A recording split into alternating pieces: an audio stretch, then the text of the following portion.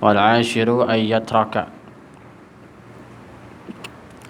بسم الله والحمد لله والصلاة والسلام على رسول الله محمد بن عبد الله وآله وصحبه أما والاه. لا حول ولا قوة إلا بالله. ربي اشرح لي صدري ويسر لي أمري واهد قلبي وسدد لساني بحق نبينا محمد صلى الله عليه وسلم. اللهم إنا نسألك الفتوح المنوح والرسوخ توبة النصوح وصلاح الجسد والروح. والعاشر.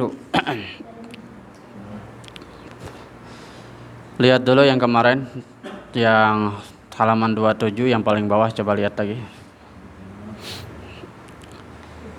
2 baris dari bawah, wa yambaghi ayyajtaniba yang kemarin.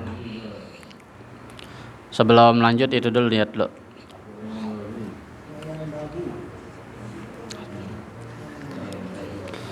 Kemarin itu agak kesendat ya. Agak kesendat. Saya lihat lagi di kamus. Ada sedikit kekeliruan cara ngartiinnya. Wa yanbaghi ayyajtaniba ma yurisun nisyana, dan hendaklah dia seorang santri menjauhi yajtaniba ma yurisun nisyana, apa-apa yang mewariskan lupa, bil khasiyati khususnya ya. Ka'akli asri suril fa'ri atau sawril fa'ri, itu ternyata bekas dijilat tikus ya. Bukan bekas orang tapi bekas dijilat tikus. Fa'ri itu saya lihat di kamus ternyata tikus ya. Jadi makanan yang udah dilangkahin tikus. Makanya kalau naruh makanan jangan di bawah ya. Kemarin agak kesendat ya, karena emang gak dibaca dulu sebelumnya. Kalau tadi saya baca dulu. Kalian dengerin enak. Tinggal dengerin doang. Kalau yang ngajarin begitu kesendat, pikiran sampai rumah tadi kenapa kesendat. Begitu dilihat ternyata salah ya. Jadi sebelum ngajar belajar, begitu ngajar juga mikir, abis ngajar mikir lagi. 3 kali belajar. Makanya aneh kalau tinggal dengerin itu masih kurang semangat ya. Jadi ka'akli seperti memakan asri bekas ya. Sauril fa'ri, saur itu langkahan, dilangkahin. Al-fa'ri tikus ya. Jadi kalau naruh makanan itu ditutup ya, agak-agak mirip sama yang kemarin. Cuma kalau yang kemarin itu gambaran kita itu bekas orang, sendoknya ditaruh di satu piring ya. Jadi bagusnya sendoknya itu diganti begitu. Atau yang udah ditaruh kita udah niat buang, dimakan lagi, gara-gara saya, nggak boleh itu ya. Tapi tidak sesuai dengan kalimat ini. Kalau kalimat ini itu makanan bekas langkahan tikus, nggak boleh. Makanya kalau naruh makanan tuh ditutup pakai tisu ya. Terus tisunya ditibanin yang berat-berat seperti pulpen, siwak dan lain-lain ya. Begitu juga malam kalau menyimpan makanan yang belum habis, makan nangka baru setengah piring nggak habis. Sayang buat besok pagi dah, malam-malam mules. Taruhnya jangan di luar, taruhnya di dalam rak piring, di dalam ya. Jangan sampai dijilat, dilangkahin tikus, apalagi dieein atau dikencingin, mantap pada ya. Kalau dieein kita masih lihat, kalau dikencingin kita nggak tahu. Tahu pas dimakan kok nangkanya asem. Nah itu ya kemarin. Wa qiraati alwahil qubur, cara wa qiraat, dan itu benar membaca ya. Kemarin saya bingung kan membaca atau apa ini. Ternyata benar membaca ya. Wa qiraat, dan membaca alwah itu bukan kolam, tapi alwah itu tulisan ya. Tulisan al-quburi, tulisan yang ada di kuburan. Jadi batu nisan tuh katanya pamali kalau dibaca. Kata Mbah Hashim tuh, jangan dibaca kalau tulisan kuburan, apalagi didelengin ya. Didelengin, diapalin, nah itu katanya mewariskan lupa, kecuali nama orang tua atau nama guru nggak apa-apa ya. Tapi itu pun nggak perlu kita baca ya. Jadi kalau ada pekuburan, kita lewat pekuburan, jangan atu-atu dikelilingin, diliatin atu-atu, nih si anu. Kalau sekedar namanya nggak apa-apa, kalau diapalin ngapain, nggak perlu ya. Itu membaca tulisan yang ada di kuburan katanya nggak boleh. Alwah itu bukan kolam tapi tulisan.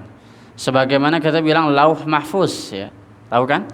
Lauh mahfuz. Lauh mahfuz itu adalah tulisan takdir ya. Jadi lauh itu tulisan mahfuz yang dijaga. Jadi tulisan yang ada di langit yang dijaga oleh para malaikat itu takdir kita. Itu biasanya turun sial atau rugi atau beruntung, panjang umur, pendek umur, itu biasanya pada bulan keempat, 4 bulan ya. Makanya kita dianjurin 4 bulanan tuh ya. Jadi keliru apabila ada orang bilang 4 bulanan, 7 bulanan niru Hindu. Orang Hadramaut itu nggak ada agama Hindu, tapi tetap tahlilan. Tetap 4 bulanan. 4 bulanan, 7 bulanan, mereka nggak kenal kalau 4 bulanan, 7 bulanan ajaran Hindu, nggak tahu mereka. Yang kita tahu di Hindu itu di Indonesia, orang Hadramaut, orang Yaman nggak tahu ada agama Hindu, tapi mereka tetap 4 bulanan dibacain doa. Jadi bukan dari Hindu, Buddha. Cuma memang di dalam agama manapun yang namanya mitologi, yang namanya mitos, yang namanya cerita-cerita kesaktian segala macam itu pasti ada. Jadi kalau rada-rada mirip wajar-wajar aja gitu. Makanya kadang-kadang ada cerita wali mirip sama cerita Hindu, wajar. Karena setiap agama itu punya ya. Setiap agama punya yang namanya mitos, yang namanya kisah, legenda, pasti ada, bukan kita doang ya. Sebagaimana ini karpet. Ini karpet nih ceritanya kembang-kembang nih ya. Ini kan ceritanya ini kendi nih, kakinya 2 gitu kan. Apakah ketika kita ngelihat kendi ini terus kita bilang ini motif India nih, haram, nggak boleh, Hindu kan? Ngerti nggak maksudnya? Ya. Kayak gini, jangan itu ada pohon cemara tuh depan rumah orang.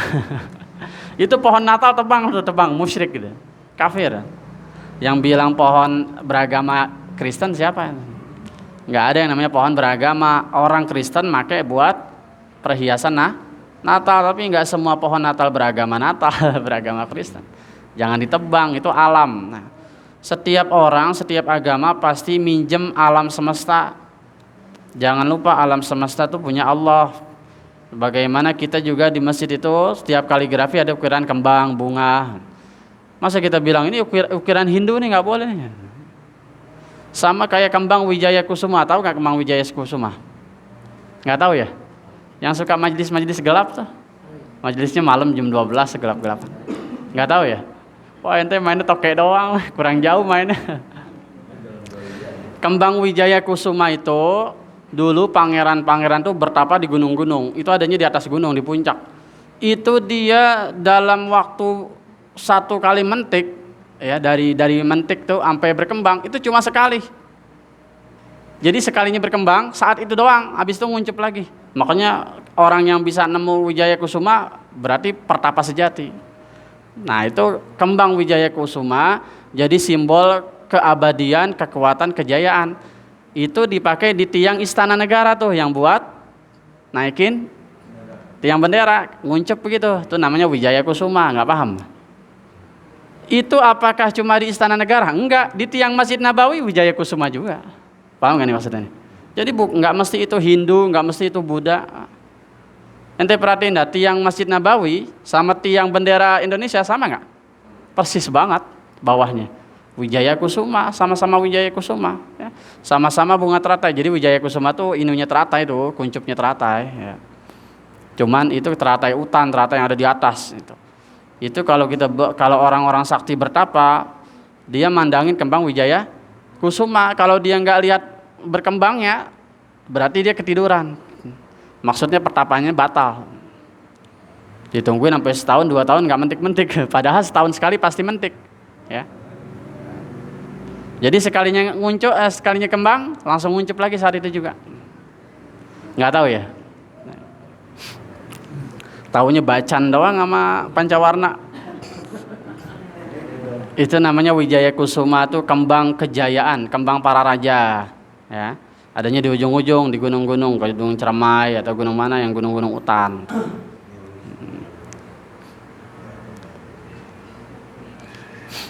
Jadi nggak mesti ya yang namanya simbol-simbol agama, kecuali yang jelas-jelas salib. Nah itu nggak boleh. Kita sembahyang ngadep salib. Kalau sembahyang ngadep salib, emang apa? Ini kan cuma salib. Kita juga kalau begini sama aja salib kan. Atau palang merah Indonesia juga tulisannya salib simbolnya. Jangan, itu lebih identik begitu. Jadi kalau yang identik jangan, nanti menyebabkan kekufuran. Takutnya ada setan lewat kita jadi kafir gitu. Tapi kalau kembang, kalau yang nggak apa-apa ya. Waddukhul baina jamalain makturain, ini udah kemarin ya. Memasukkan dua onta dalam satu tali, itu jelas ya. Wa ilqa'il qamli hayyan, ini kemarin saya membahasakannya seakan-akan ada serangga kita siram, bukan. Ilqa itu membuang, al-qamal ternyata kutu yang ada di kepala. Hayyan dalam keadaan hidup, itu nggak boleh. Jadi kalau kita nyisir nih, nyerit kutuan nih, kutunya dimatiin dulu baru dibuang. Jadi jangan sekali-kali kalau kita nyerit kutunya dibiarin terus dibuang, jangan. Itu pembawa sial. Ngerti nggak tuh?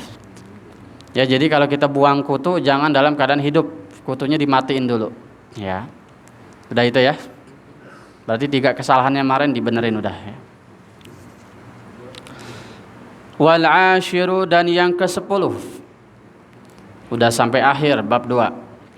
Hayatruka, hendaklah dia seorang santri meninggalkan al-isyrata. Ini mirip-mirip nih, isyrah asyrah, salah baca salah arti. Kalau asyrah itu 10, tapi kalau isyrah itu pergaulan. Tawas salah baca ya. Ayatrukal isyrah, bukan ayatrukal asyrah. Kalau ayatrukal asyrah nanti menjauhi 10. Nah, hendaklah seorang santri menjauhi al-isyrah, pergaulan, menjauhi pergaulan ya. Pergaulan yang di sini maksudnya pergaulan yang enggak manfaat, yang rame-rame, yang campur baur antara laki dan perempuan. Nanti dijelasin di bawah. Fa inna tarkaha, karena sesungguhnya meninggalkan pergaulan, min ahammi, dari yang paling dipentingkan, ma yambaghi, apa-apa yang mesti, li talibil ilmi, bagi pelajar. Jadi menjauhi pergaulan itu penting bagi pelajar. Makanya kita ini kalau kita rada-rada jenius, rada-rada pinter, terus agak-agak dijauhin sama teman, jangan sedih. Emang begitu. Menurut psikologi Amerika, semakin orang jenius, semakin orang dewasa, temannya makin dikit. Karena makin banyak yang nggak nyambung sama dia. Kalau orang udah 40 tahun masih banyak teman, itu justru masih bocah. Ini teman bukan teman kayak gini, bukan. Maksudnya teman yang kalau diajak ngomong nyambung. Kan ada tuh. Ada teman yang maunya ngerokok doang, tapi kalau ngobrol serius dia kagak mau. Gua nggak sanggup dah kalau yang begini. Tapi ada teman yang kalau ngobrol sama dia sampai malam betah. Itu paling kalau usia 40 itu cuma 3 orang paling banyak. Saya pernah lihat di Instagram tuh ada orang Cina, lagi hits juga dia. Dia itu motivator. Saya lupa namanya. Dipanggil Engkoh. Itu dari dia. Tapi itu bukan ilmu dia. Dia bilang itu psikologi Amerika. Memang benar. Tapi ini mau percaya nggak percaya, ini punya orang Amerika. Ya. Cuma berdasarkan pengalaman aja. Ya. Bukan ilmu ini, bukan agama, bukan. Berdasarkan pengalaman dan riset kebanyakan orang. Orang kalau jenius itu ciri-cirinya ada 10. Salah satunya temannya semakin dewasa semakin dikit. Karena nggak ada yang bisa nyamain pikirannya dia. Kadang-kadang kalau diajak ngomong sama dia kayak merasa terkalahkan, akhirnya nggak mau ngobrol sama dia. Ya. Usia 40 itu paling banyak 3-4 orang. Ya, teman akrabnya, teman dekatnya. Beda lagi kalau nobar, banyak itu. Jadi benar kata Bang Haji ya, banyak teman di banyak teman di meja makan ya. Tapi kalau diajak mikir, waduh. Makanya kadang-kadang orang yang berpikir itu temennya 1-2, nggak banyak yang bisa paham sama dia. Ya. Itu ciri-ciri orang jenius. Dan santri itu memang seharusnya kayak gitu. Kalau di pesantren itu per kamar itu paling bagus minimal maksimal itu 5 orang tuh udah paling banyak udah. Ya. Maksimal 5 orang. Walaupun kamarnya nyatu, kayak dulu saya di Majalengka kamarnya 1, cuman dikasih sekat lemari tuh. 1 kali sekat itu 4 orang, nggak boleh lebih dari itu. Itu di dalam pesantren. Bahkan kalau orang udah kelas tasawuf ya, ngaji yang udah rada tinggi di pesantren itu ada namanya di Gunung Herang di Majalengka, di bawah Gunung Ciremai. Namanya Gunung Herang. Masih di Majalengka. Itu per 1 sekat 1 santri. Dan dia punya ritual itu 100 hari mutih, makan nasi putih, minum air putih. Dan 100 hari nggak boleh ngomong sama teman kamarnya itu. Kanan kiri nggak boleh ngobrol. Kalau ngobrol batal, ulang lagi dari 1 hari lagi. Itu ada di namanya Gunung Herang di Majalengka. Sampai diatur kayak gitu. Ya. Jadi sesama santri aja yang namanya orang berilmu disuruh saling menjaga privasi masing-masing. Apalagi sama masyarakat, jangan terlalu banyak bergaul. Kita yang udah ngaji jangan terlalu banyak nongkrong sama masyarakat. Kenapa? Nanti dijelasin di sini. Emangnya nggak boleh? Boleh dalam rangka berdakwah. Yang nggak boleh kita bergaul jadi kebawa. Nah ini yang jadi masalah. Karena kebanyakan orang itu cenderung kayak begini dah. Kambing 100 biji, 1 sakit korengan. Kira-kira yang dipisahin 1 kambing apa? Cuma 1, campur aja udah nggak apa-apa. Masih banyak anak sehat. Kira-kira gimana kalau kita punya kambing begitu? Pasti yang 1 dipisahin. Kalau yang 1 masuk, udah nyamber 2. Nyamber 3, nyamber 50, akhirnya yang 50 yang sehat yang dikeluarin. Kan gitu ya. Yang sakit biarin mati di kandang kan gitu. Sampai kayak gitu urusan kambing. Jangan sampai kambing lebih berharga dari diri kita ya. Wala siyama lebih-lebih lagi li ghairil jinsi lawan jenis, lebih-lebih lagi lawan jenis. Kalau yang nyantri yang sekolah juga sama aja sebenarnya. Mau nyantri mau sekolah jauhin lawan jenis. Lagi tren tuh ya di mana tuh? Jawa Timur. Berapa orang, Pak? Berapa orang tahu enggak? 350 orang. Ya. Minta nikahin dini di bawah umur. Gara-gara sekolahnya kebanyakan libur. Akhirnya iseng main dah, hamil tuh. Itu baru di 1 kabupaten, di tempat lain bagaimana ceritanya tuh? Luar biasa nggak tuh? Luar biasa itu. Tuh malu-maluin itu padahal Jawa Timur kandangnya NU. Pusatnya. Sampai kayak gitu ya. Begitu juga orang-orang sholawatan, kumpul-kumpul banyak, sekarang udah campur baur laki perempuan. Waduh, udah bingung dah. Saya sendiri orang NU bingung ngeliat orang NU kayak gitu. Gimana ceritanya itu? Karena dulu pengalaman ikut majelis besar di Jakarta tuh, pulang-pulang jam 1, jam 2 pengalaman. Ya ujung-ujungnya pacaran, mau ngapain? Wala siyama lebih-lebih lagi di ghairil jinsi, yang selain jenis khususnya in kasura la'buhu, kalau banyak mainnya, banyak bercandanya.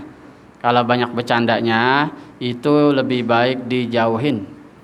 Bercanda yang kagak guna nih beda lagi. Kalau ngobrol yang bener udah dewasa, bercanda biasa, cak-cakan ya biasa. Tapi ada isinya bahas musola, bahas masjid, itu beda lagi. Ini kebanyakan bercanda yang nggak berguna gitu, yang ngomongnya nggak jelas dah. Wa qallat fikratuhu, dan sedikit berfikir di dalamnya. Yang sedikit berfikir, beda lagi kalau ngobrol sambil bercanda, sambil ngerokok, sambil ngopi, tapi ngomongin masyarakat atau lagi kawinan. Besok gimana nih konsepnya gini, itu boleh, nggak apa-apa, karena masih ada unsur mikir. Yang nggak boleh unsur yang tidak berfikir ya. Lebih aneh lagi sekarang nobar di jari masing-masing ya. Masing-masing ngobrol tapi matanya di jari masing-masing. Lebih unik lagi, itu lebih sakti lagi. Itu awas tuh sebelah kanan, oh awas itu dibunuh ya. Tapi matanya ke sini. Hebat ya. Fa inna tab'a surraqun, ya ini. Kenapa? Karena tabiat itu pencuri. Karena tabiat itu pencuri. Maksudnya apa? Kita nggak sadar kalau bergaul sama seseorang, lama-lama kepengaruh. Ya. Yang namanya tabiat seseorang itu pencuri. Kalau kita lebih sering sama orang baik, kita lama-lama tanpa disadari ikut sama dia tuh. Cara ngomongnya, cara jalannya, cara pakaiannya, pengen diajarin kayak dia tuh enak banget tuh. Pakai baju putih-putih terus, pakai peci. Tapi kalau yang nggak benar, lama-lama nggak sadar, ikut nggak benar. Itu maksudnya surrak. Ya. Jadi yang namanya tabiat itu mencuri, tanpa disadarin kita kebawa gitu maksudnya. Itu yang dimaksud dari masyarakat ya. Tapi kalau sesekali boleh, bagus, sesekali bagus. Tujuan saya biar masyarakat itu nggak salah paham, biar nggak dibilang sok suci, sok alim. Kalau ada apa-apa kan masyarakat juga yang nolongin, ya benar itu bagus namanya tujuannya, ya. Wa afatul isyrati dhaya'ul umri atau dhiya'ul umri. Dan penyakitnya pergaulan itu apa? Dhiya'ul umri, yaitu menyia-nyiakan umur. Yang namanya pergaulan biasanya isinya menyia-nyiakan umur. Ngapain lagi kalau bukan gibah?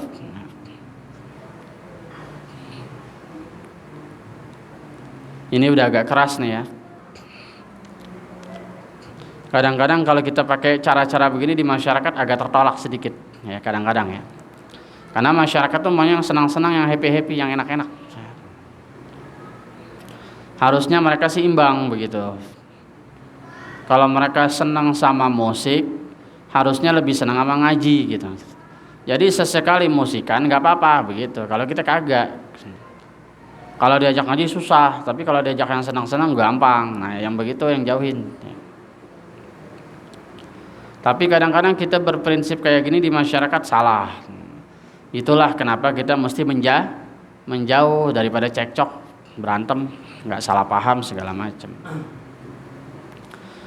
Karena kalau kita turutin sekali dua kali, besok kita nggak datang ditanyain. No, gitu. Bil ghairi faidatin, menyia-nyiakan umur tanpa adanya faedah, manfaat. Wa zahabud dini, dan hilangnya agama. Hilangnya agama bukan kafir, ya.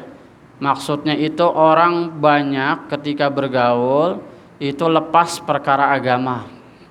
Apalagi udah campur baur sama laki-laki dan perempuan, rata-rata udah jauh dari agama. Biasanya orang kalau udah lalai kan malas tuh, diajakin gimana-gimana malas sudah. Tiba-tiba lagi asik terus kita ngomongin agama, ujung-ujungnya kagak enak. Wah jadi ante nih kan gitu. Udah asik banget, udah tinggi nih suara, tahu-tahu ngomongin agama.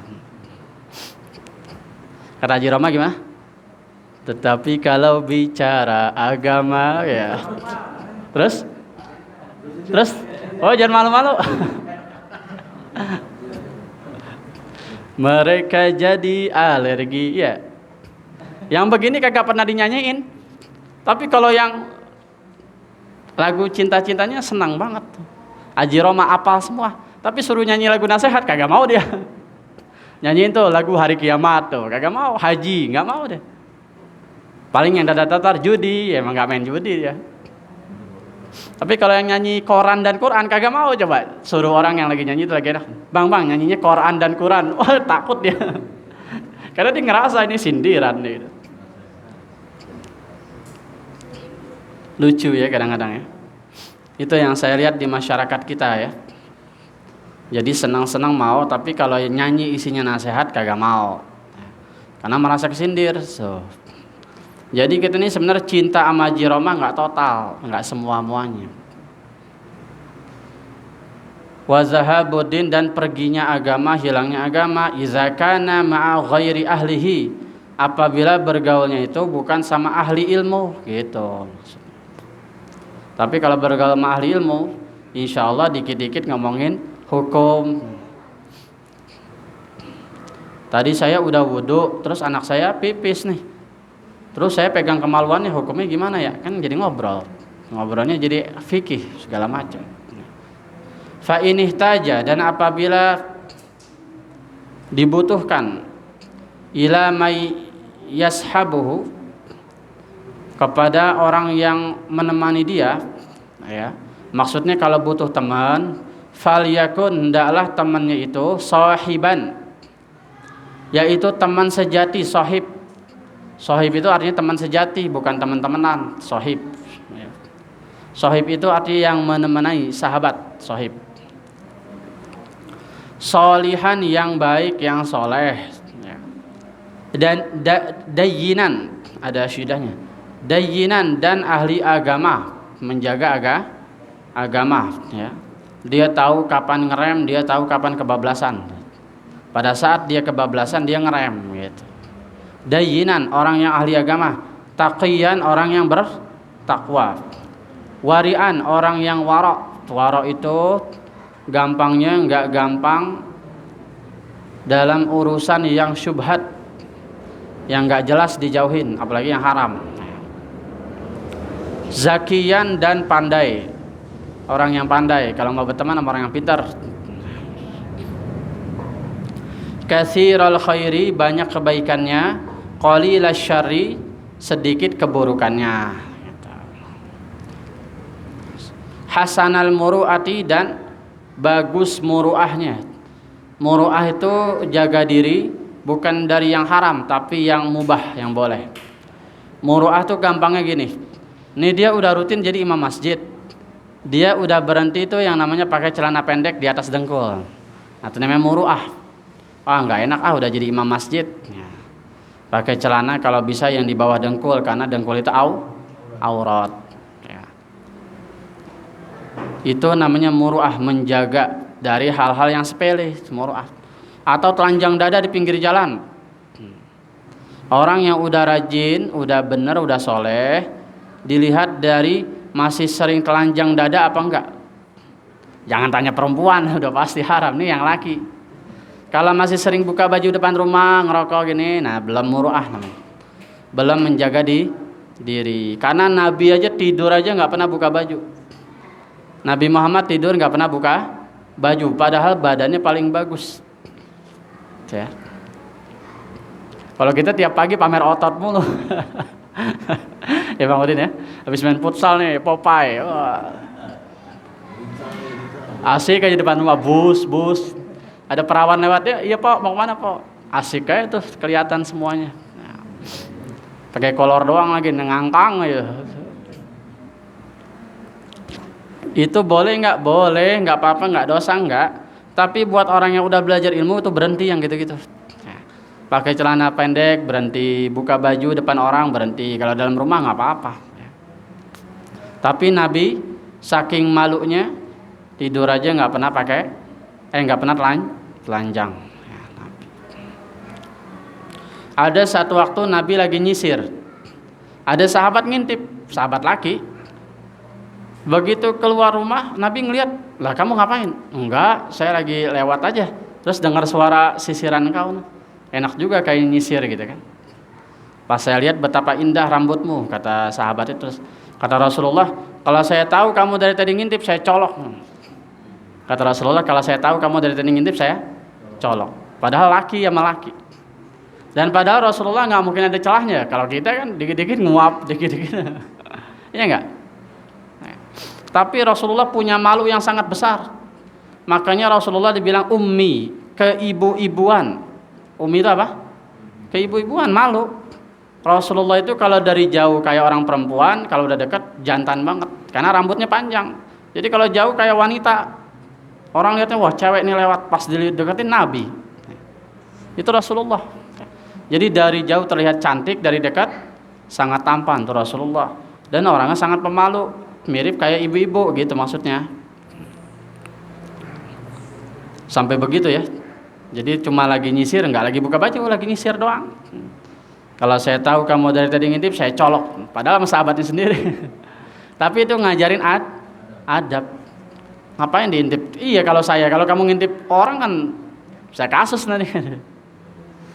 Kadang-kadang keras itu buat ngajarin doang, bukan karena marah gitu. Itu namanya muru'ah, menjaga diri. Qalilal mamarat, sedikit campur baur, sedikit mamarat itu lalu lalang ada. Tahu nggak lalu lalang? Ya, sedikit tukang jalan gitu. Nggak banyak jalan orang ya, kecuali yang perlu-perlu ke pasar. Kalau lagi ada film ke bioskop ya itu sesekali. Jangan tiap hari mundar mandir. Jadi yang namanya orang pelajar sejati itu menjauhi pergaulan dan orang-orang semacam ini ya. Qalilul mamarat itu sedikit mondar mandir ya. Sedikit lalu lalang, sedikit campur baur. Ciri-ciri orang soleh itu innasiyah. Ciri-ciri teman yang baik innasiyah zakara.